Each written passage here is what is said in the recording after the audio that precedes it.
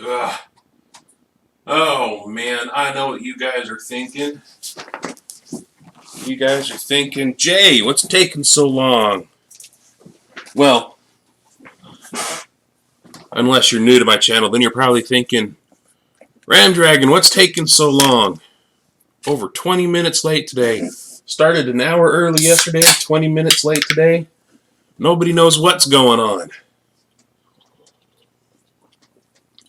Well, welcome back to another edition of RamDragon Studio Inktober. Today is Inktober 10th, and our prompt today is pattern.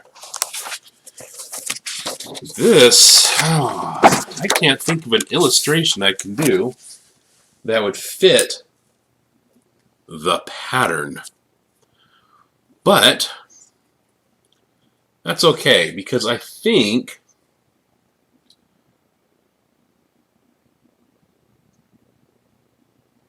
oh man, that would be boring to watch. I'm not very good with drawing just patterns, and filling up an entire sheet of patterns would just be boring to watch.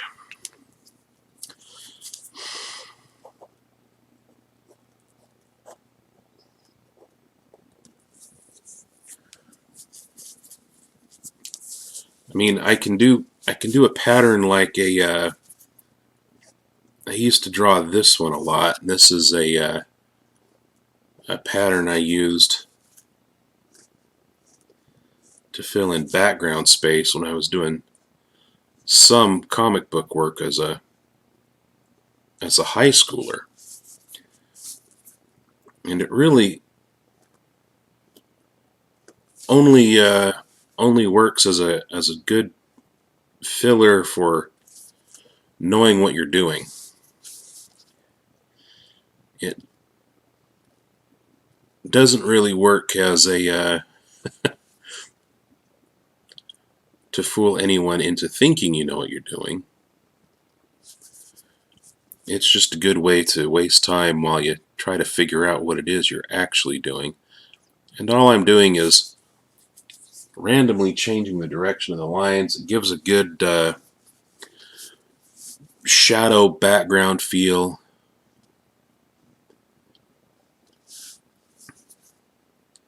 I used to make these lines as a fidget.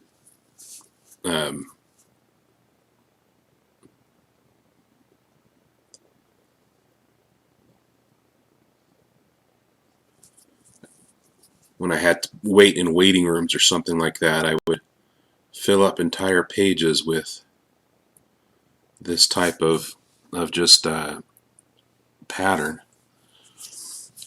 But that can lead into a parquet pattern, which is kind of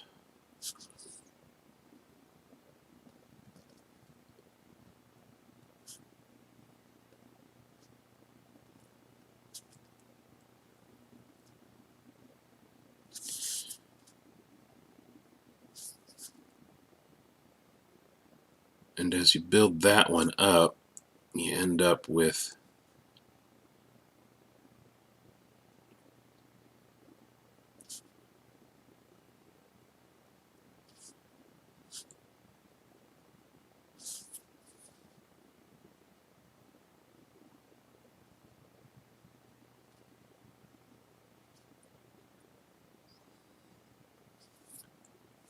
this one's hard to think of. Yeah, I already messed it up.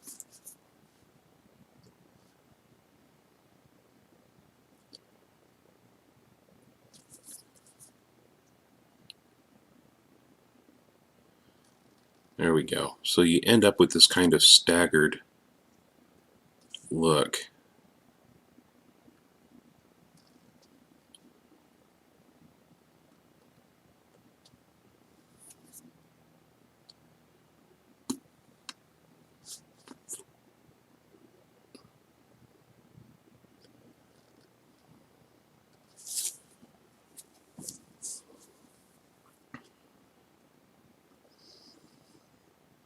And if you do it right, your It's much easier to do on grid paper because you're basically doing a 1x3, or you could do it with a 1x2 and make it look more like brickwork.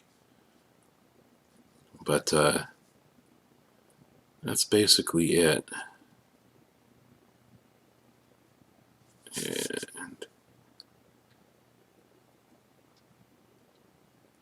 And that's not a parquet at all. Anyway, yeah, fiddling around with patterns like this. It's a good way to fill in. I think what I'm thinking of is more of a 1x2 where alternating blocks actually match up.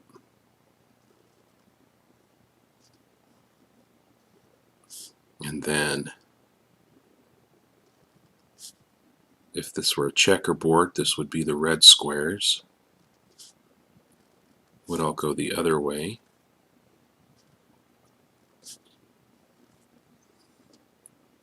Yeah, there we go. And that's a pattern I like to use in Minecraft when I'm building floors. I try to come up with patterns that I can dictate the direction of. And actually, one of my favorite Minecraft floors has become stripped dark oak. And you lay down the log facing this way, and when you strip it, you end up with these dark lines on the side. And then when you lay one next to it, you face it right into that oak, and you end up with your dark stripes right here. And then you lay down another one facing the original direction, so you get your dark lines right here again. And as you build up a floor using a checker pattern, where the direction, instead of a change of color, is what's alternated, you end up with this really cool floor pattern. Well, except for the arrows. I mean, obviously the arrows don't show up. You just get the stripped bark out of it. You end up with this really cool floor pattern. And I stole this idea from, I believe it was Stress Monster over on the Hermitcraft server. I was watching one of her YouTube videos, and she had in her base just an absolutely beautiful floor. And I figured out it was the dark oak floor. It was episode, I don't know, they all have different episode numbers. It was in the 100s somewhere. I think it was in the 100s somewhere. So I didn't go back into her archive to watch her build the floor. So I kind of just went into my my server and figured it out. But that's a great floor to do with. It works with the birch. It works with the regular oak. It looks incredible with the dark oak. I'm trying to think of. I'm actually still just wasting time trying to think of patterns when I draw. A superhero. I did an arm for a client recently. Just a real simple group of muscles there, but ended up with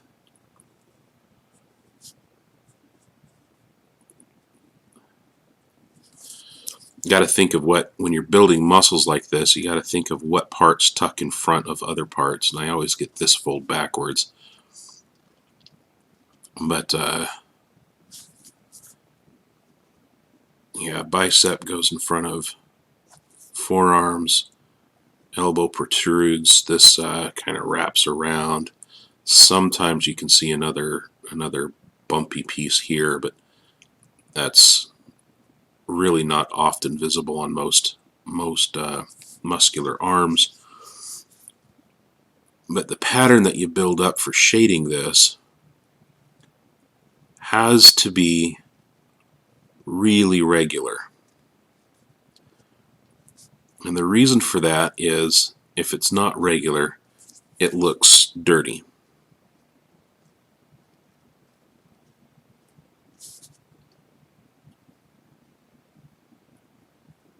And I know some people don't think of cross-hatching as a pattern, but it really is. Well, even the shape of the arm is actually a pattern, because if you get that shape wrong, human beings have been seeing other human beings for decades. And we kind of, as a race, almost figured out what other people are supposed to look like. And that's one of the reasons why comic books are so successful. They teach young humans what other people are supposed to look like. Of course they don't. But the artists who draw those books spend a lot of time learning anatomy, with notable exceptions from the 90s that shall remain unnamed. Comic book artists do spend a lot of time refining their artwork and learning anatomy, and can build up a pattern of anatomy very successfully, conveying to a viewer what it is that they're supposed to be seeing. And not only just the pattern of anatomy, but the light and the dark play a role in this, and that's a pattern that gets used when drawing a graphic story. Even the most rudimentary artist can produce incredible artwork just with a simple understanding of lighting and shadow and reflected light. You get a reflected light down here that brings just a rim light around when you're being lit from the other side with a much stronger light. And then you get things like you can indicate shadow patterns just by having no details in there at all. I mean, same arm or similar arm. Get sketched out real quick here.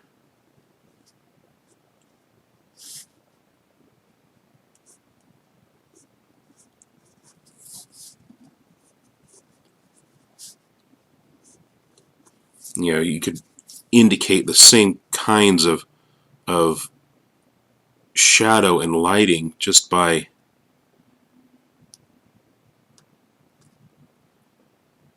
indicating areas where there are no details at all.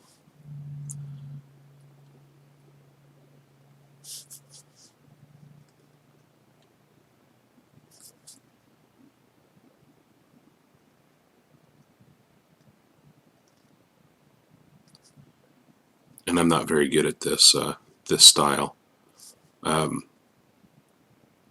When I do it, I kind of have to draw everything for my own reference, and then I can block in the shadows. But you can see very quickly we end up with, you know, just an area where there are no details at all, and then you can add in just a little bit of details leading into that. And just by coloring it darker, even not even having a hard outline on it like this, you color that darker and it looks like a shadow. But and you can add in all your details on the front end, veins popping out of the arm and what have you. On the lighted side, where you would see more of those details. So that's another pattern that can be used. And I think I figured out the drawing today's going to be. And I've only wasted 15 minutes on that.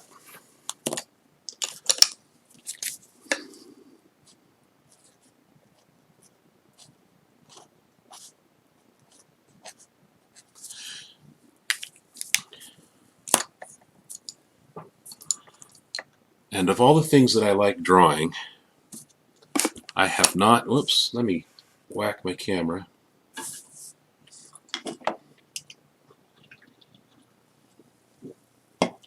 Ah, the best part of waking up is caffeine in your IV drip.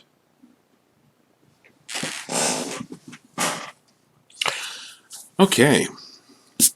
Of all the things I like to draw, I tend to draw superheroes. I like to draw superheroes a lot.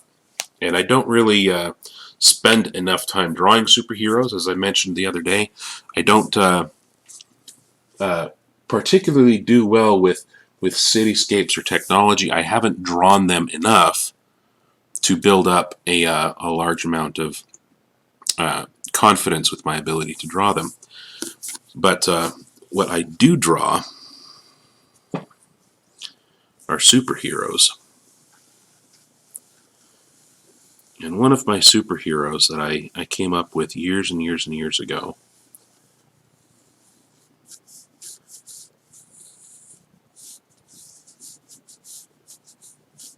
is a guy named, one of the most cliche hero names ever.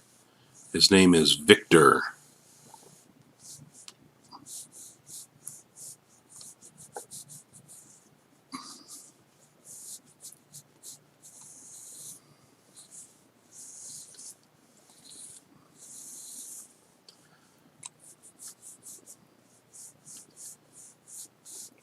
And I designed Victor to be, he's he's kind of a cross between a couple of different superheroes as personality goes. He's kind of uh, a little bit Batman and a little bit Spider-Man. He's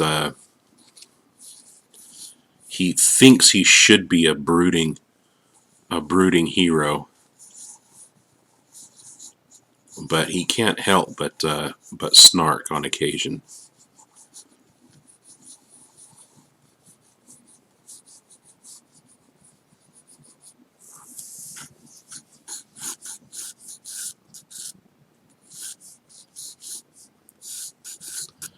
But because he kind of identifies as a Dark Knight type character, I tend to put him on rooftops looking down.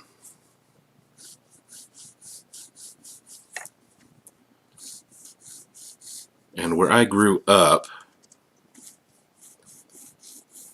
a lot of rooftops were little one-story shopping strips.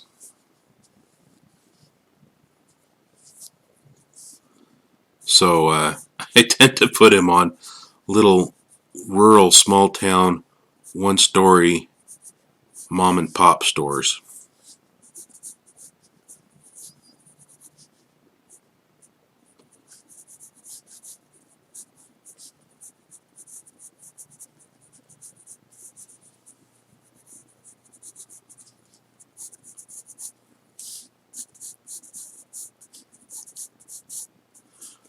But Victor, as I said, he's kind of an amalgam of other comic book heroes. So he gets kind of the smorgasbord origin story.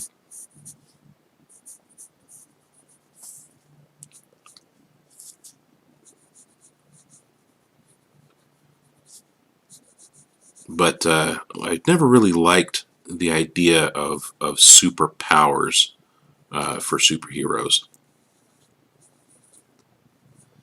And one of the reasons for that is, and again, this is years and years before I did this in the early 2000s when I designed this character. But I always felt that superheroes kind of take away from humanity. And I know that sounds a little villainy. It sounds a little Lex Luthor. But that was really how I viewed a lot of the superhero stories. Is, you know, you've got Superman, for example. What is Superman? Superman's an alien from another planet. He has incredible advantages over everybody else around him due to his alien origin. He, just by mere fact of his birth, he happens to have a reaction to this planet's sun.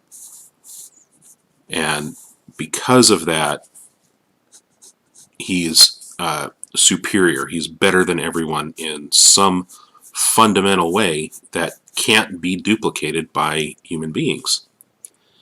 You know, you take Batman, you know, child prodigy of billionaires that left him a fortune, and by nature of his financial situation, being one of the wealthiest men in the world, he's able to develop and purchase tools that he needs to gain advantage over everyone around him, something that other people can't duplicate. I mean, you would need to have a vast fortune of your own in order to even compete in the same arena as Batman. You've got Wonder Woman, a product of Themyscira. Again, powers, daughter of Hera. She has powers granted to her by nature of her birth, and so on and so on. With very few exceptions, maybe Green Lantern would be an example of an exception.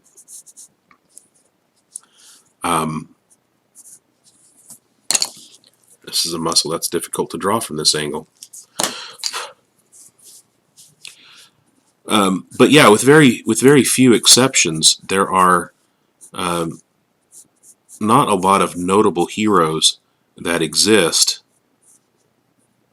that are just humans using normal, everyday, average human skills.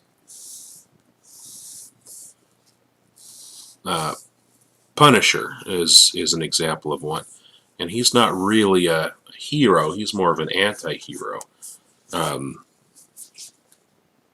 But you get what I'm going with. It's kind of, too often heroes are depicted as products of circumstance that can't really be duplicated outside of their particular circumstances, and it's frustrating to me that comic book creators can't really come up with more creative ways of coming up with good origin stories. Now there we go. So I came up with this guy to be just a normal human. His superhero universe that I created for him had no superpowers, and that was the first rule of the story. No superpowers. Everybody is human.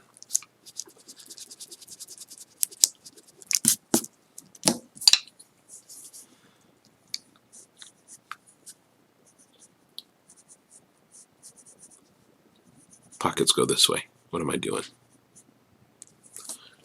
Pockets don't go that high. What am I doing? So he gets pretty much, he doesn't have to worry about burning up his suit, so he doesn't have some kind of metamaterial suit. And because of that, his world never really developed the tights and capes that comic book superheroes are famous for. So he gets a bomber jacket.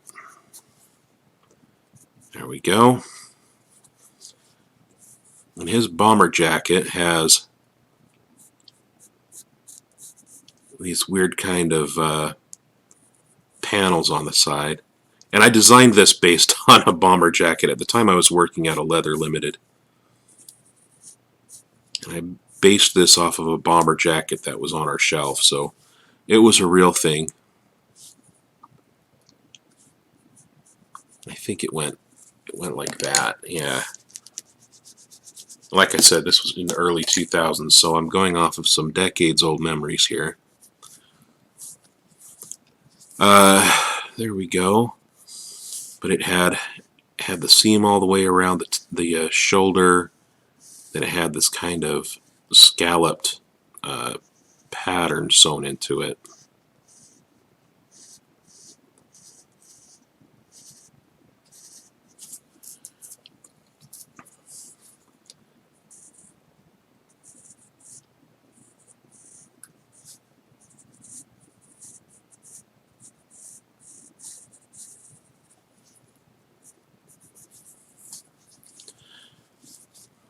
And then it had the scalloped collar as well.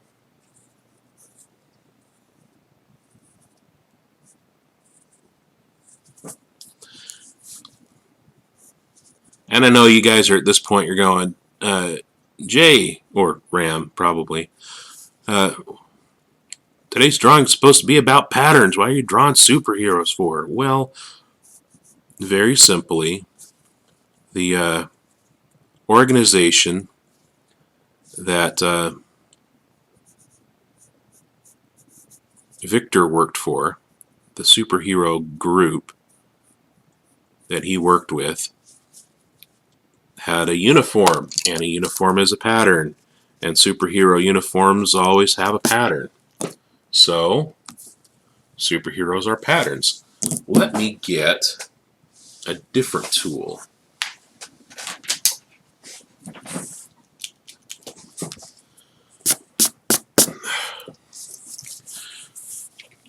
And for sketching, I usually don't go this route, but it's much easier to make the fine lines required for facial features. So, here we go.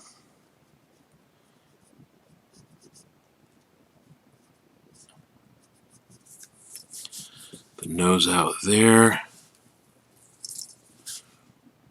It is, he always tries to be brooding, so he always has an unpleasant look on his face. Just because he thinks that's what he's supposed to look like.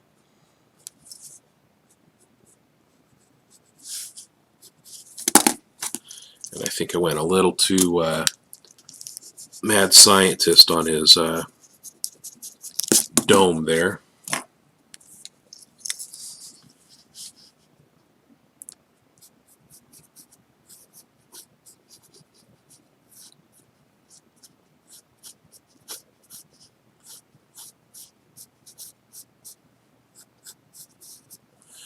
There we go.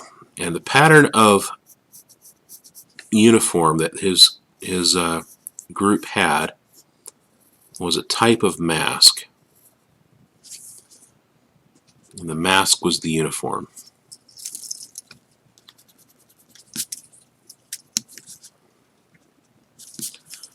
So, mask covers the ears. Mask has a kind of Captain America opening on the front here, as well as a stripe up the middle of the nose.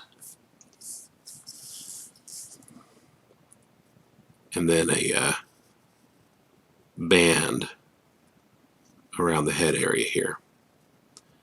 The band wasn't a separate color. It was just there because I don't believe superheroes should be wearing spandex, so I was trying to replicate real-world materials.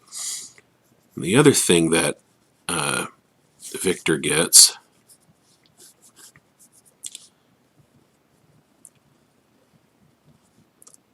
his glasses. And Victor's glasses, he's got these round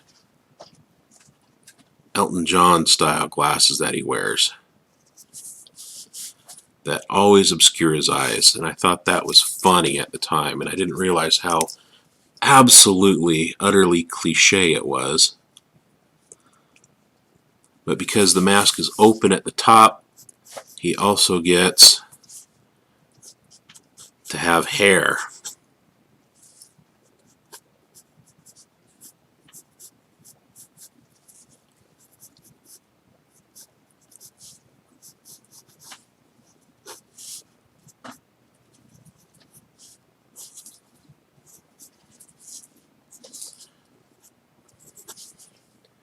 And due to the nature of how the mask holds his hair, I had this all figured out.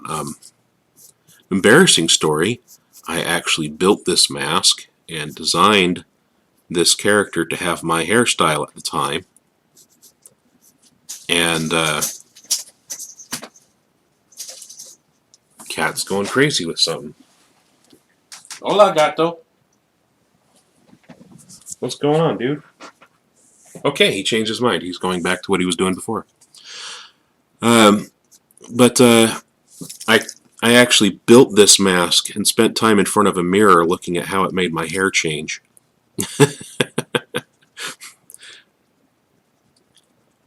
And I sincerely hope that's not the dumbest thing you've ever heard a person say before, because then I would truly be embarrassed. And yeah, that's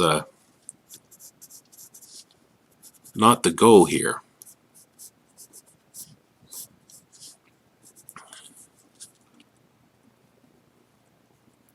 Although if I really was aiming for being embarrassed, I would point out that I found that mask and threw it away finally just a couple of weeks ago.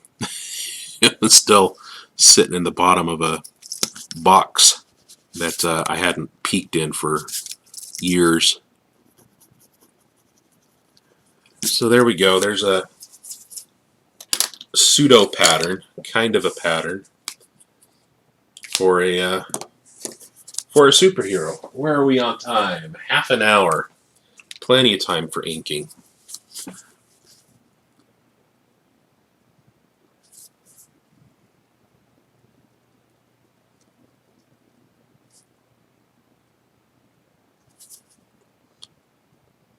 And at the time that I'm recording this, I'm going to say I am live streaming, but I'm going to say recording because there is absolutely nobody in my live stream, as usual, which isn't unexpected.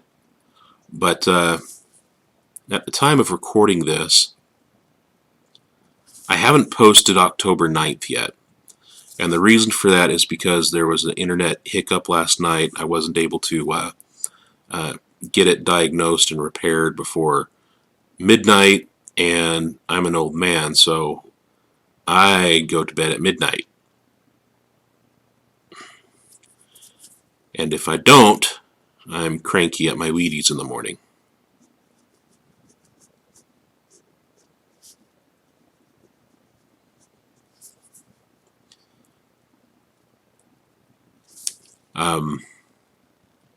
That's a saying, isn't it? Cranky at my Wheaties? I'm sure we can come together and make it a saying.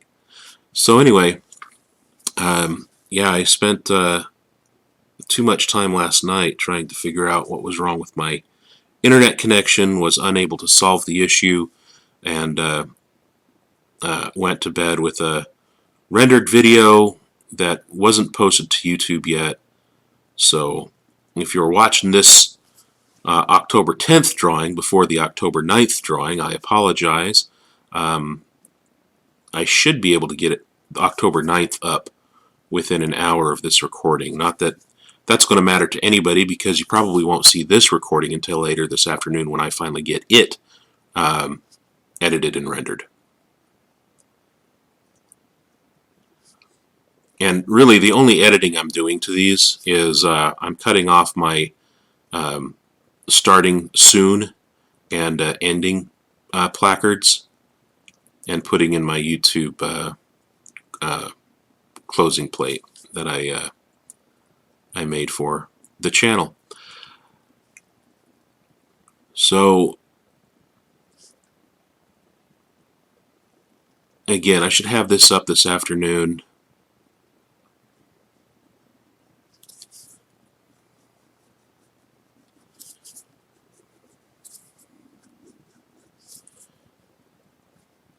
I just watched a tutorial on how to paint hair, and it was incredible, but darn if it wasn't absolutely useless for this kind of thing.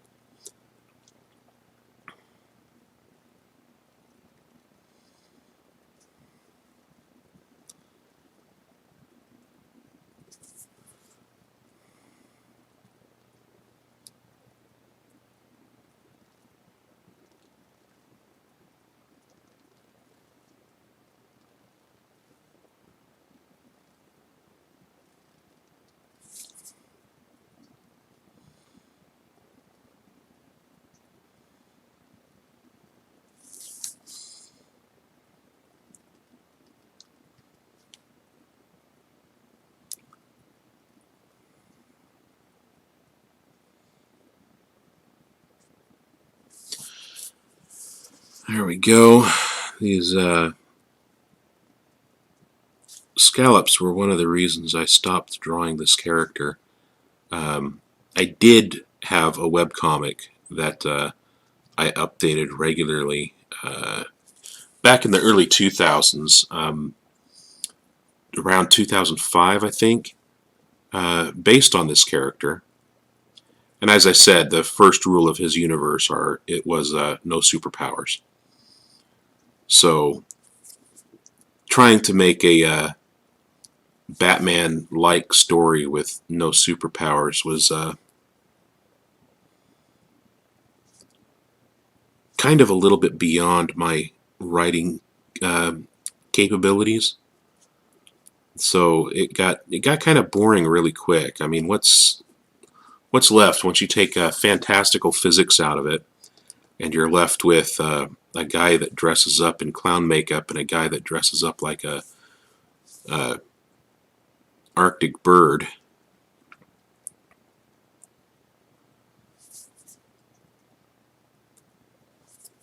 I mean, everyone else is some kind of a superpowered villain. So it gets really stupid really quickly once you take the superpowers out of it. And that was, when I was a kid, that was always the draw of Batman, was he was the guy who, despite being disadvantaged in some pretty major ways compared to his villains, he could always figure out a way to overcome them. He could figure out what his strengths were in that situation, which was something that I always needed as a kid to be reminded of, that I had that superpower too. But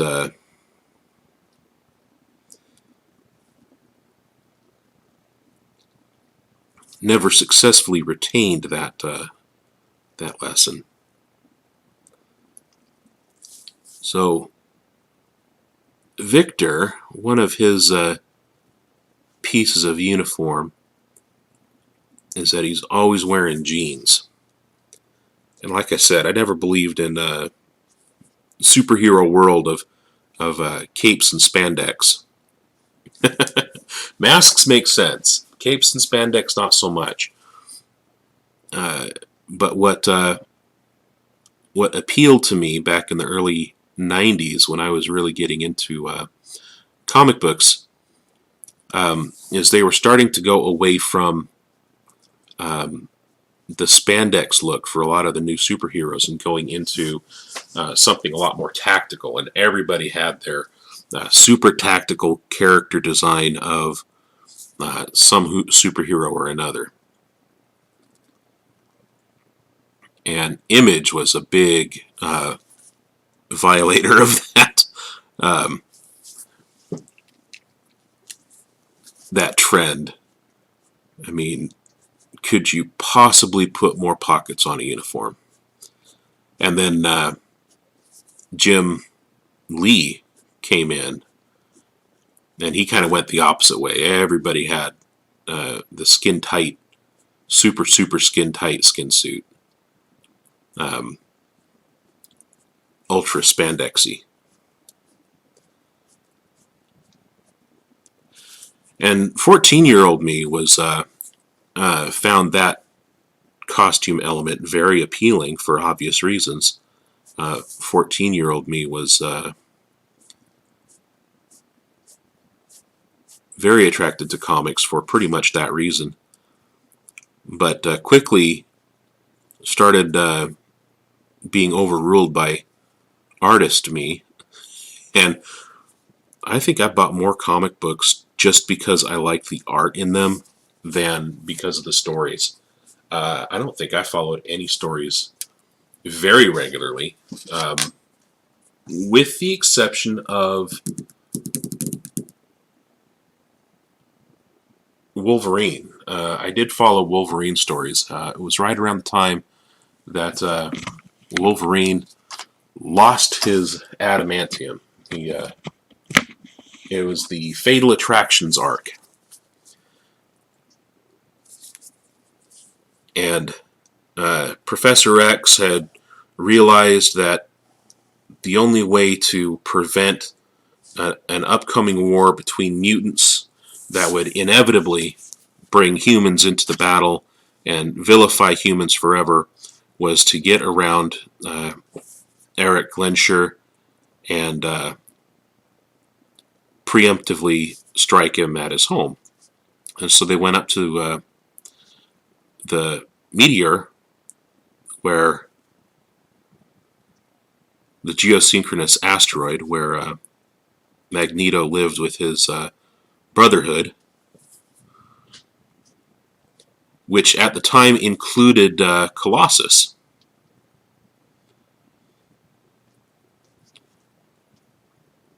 Here we go. And I liked Super Friends. I liked Spider-Man and Friends. And early 90s also brought the X-Men cartoon.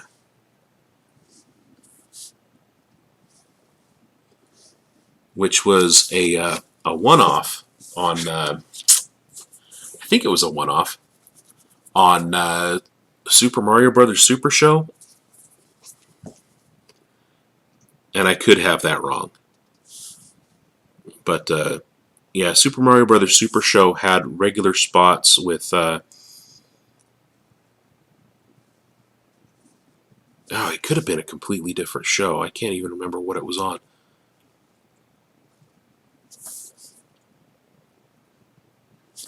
But yeah, they gave Wolverine this really weird Australian accent, and the whole thing revolved around Kitty Pryde and a mutant called Mimic, I think. Wow. I'm really digging deep on these memories here. I'm surprised I'm getting anything. But yeah, they that comic had just, or that cartoon had just come out, and Colossus was one of the cast members, and I really liked the idea of Colossus as a preteen. So later on in the 90s, when the Fatal Attraction series was happening, that was something that caught my attention, was Colossus, this basically Boy Scout of a good guy, was working with the Brotherhood of Evil Mutants for some reason, and I never really did dig up why, because like I said, at the time I was following the comics more for the art.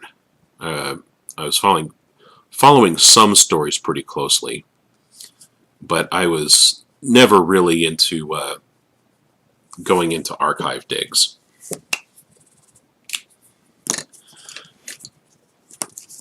Here I am, whacking my camera again.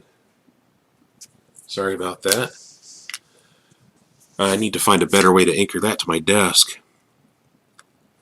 So yeah, that was Fatal Attractions, the first first part of Fatal Attractions, they did their attack on Magneto's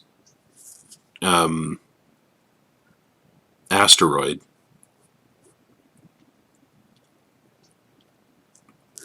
And they got in, they got right up there, and Professor X was wearing an exoskeleton so he could walk. And they were bringing Quicksilver with them, thinking one of Eric's kids might be able to get through to him, and they wouldn't have to end the war with anything lethal. And I think, was it Scarlet Witch? Storm was there. Jean Grey and Cyclops went, and it turned into an absolute kerfuffle really quickly. When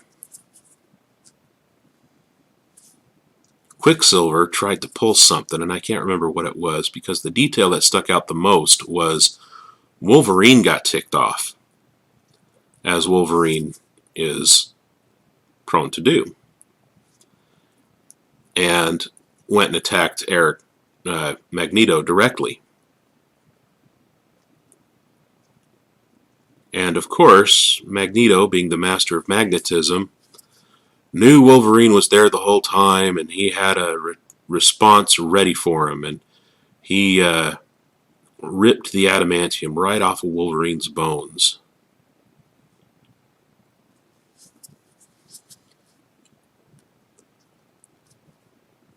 And left Wolverine in a coma, which scared Charles to such an extent that Charles lashed out with his mind and turned Magneto into a vegetable.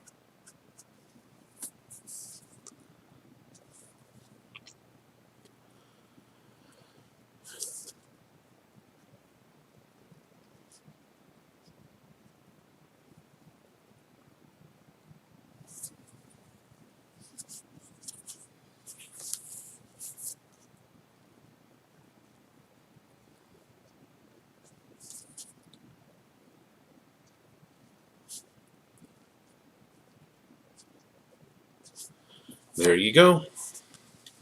There is a superhero uniform, which is a type of pattern. So yeah, I know I'm stretching. I'm really going for it here to make that my pattern, my prompt for October 10th. But hey, I like it. I think it works. Give him a little more moody light directly overhead, which will cast shadows onto his legs. We'll have more shadows under here.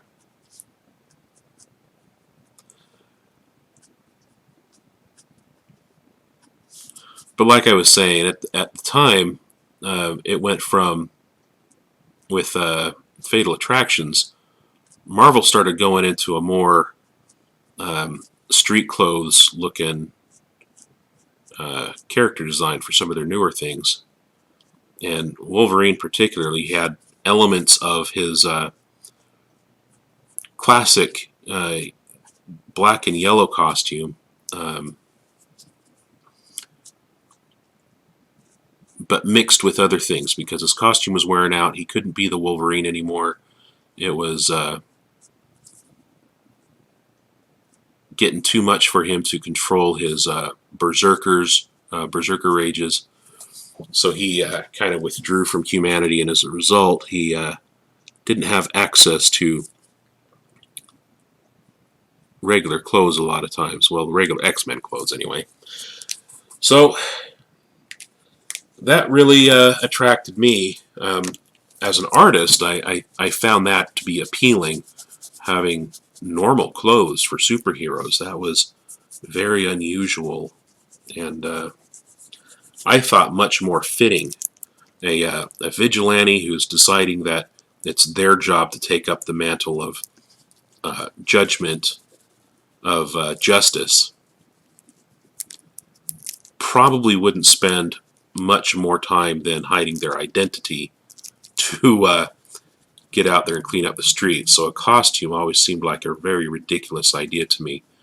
And anyone who's following the RLSH community, the real-life superheroes, can see that what a lot of them are doing is they're dressing up in the costume for attention, not really to hide their identities, which makes a lot more sense to me. A superhero would wear a costume for the attention of being recognized, which you can't do in street clothes.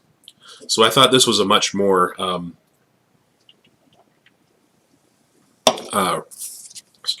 rational way of a superhero to dress, using just normal street clothes and a mask.